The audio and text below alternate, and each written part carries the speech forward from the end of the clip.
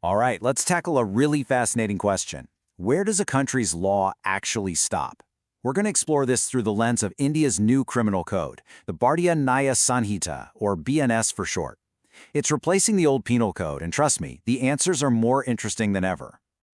So, to get our heads around this, let's start with a few puzzles. Imagine a tourist from the US commits a robbery in Mumbai.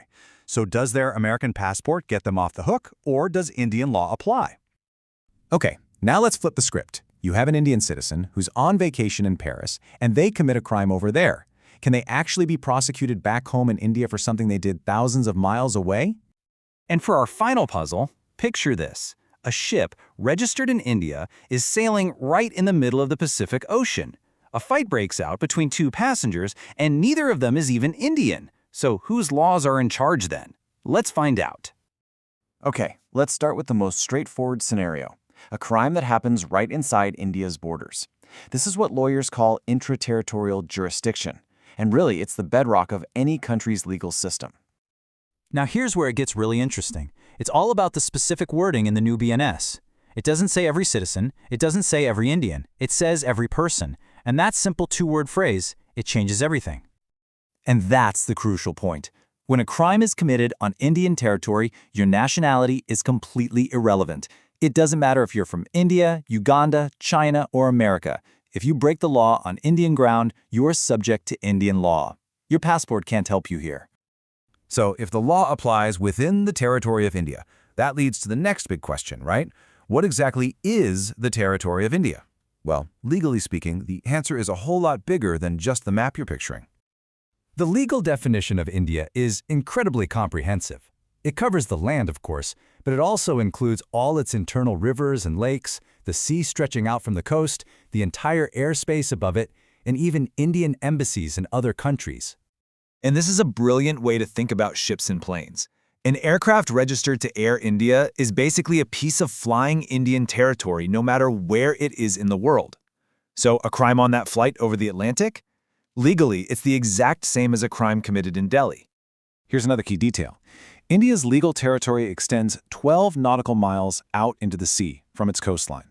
What this means is that any crime committed on any ship inside this zone, I don't care what flag the ship is flying or what nationality the person is, it falls under Indian law. Period.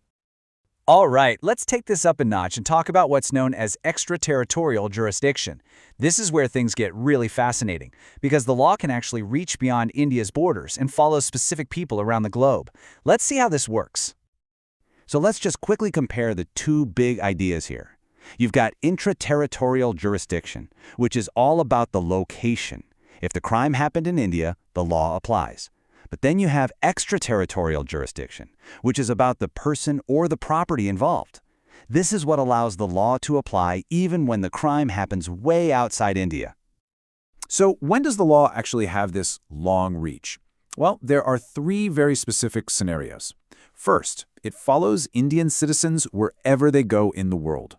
Second, it covers absolutely anyone on that floating Indian territory we talked about, the ships and planes. And third, and this is so important in our digital age, it applies to you no matter where you are if you target a computer that's located in India. Let's walk through a quick scenario to see this in action. Say an Indian citizen commits theft in the US and then flies back to India. If they're later found and arrested in, say, Gwalior, the trial is going to happen right there in Gwalior. So the jurisdiction isn't where the crime happened, it's where the offender was finally caught inside India. Now, remember when we said the law applies to every person? Well, does it really mean every single person? Like any good rule, there are a few very specific and very important exceptions that are based on international law and constitutional principles. So who gets a pass? Well, under both domestic and international law, you have figures like the President of India and visiting heads of state who have immunity.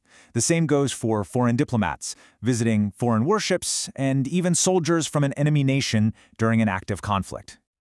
So when you pull all these threads together, what you see is a legal framework that's really designed for the modern world, right? A world where people, property, and problems are constantly crossing borders. But there are still some really important checks and balances in place. And here is a crucial safeguard. Let's say an Indian citizen commits a crime in Russia, and they're tried, convicted, and they serve their sentence there. Well, they cannot be put on trial for that exact same act again back in India. This is the principle of double jeopardy, and it's there to ensure fairness. This also clears up a really interesting point about cross-border crimes. The law focuses on where the consequence of the crime is felt. So if someone fires a weapon from Pakistan and it hits a person in India, the offense is legally considered to have been completed in India. And that makes the person who fired the shot liable for trial under Indian law. And all of this leaves us with a final thought to chew on. As our world gets smaller and more connected every single day, these questions about legal boundaries, who they apply to and where, are only going to get bigger and more complicated. So how far is too far for a nation's law to reach? That's something we're all going to be navigating for years to come.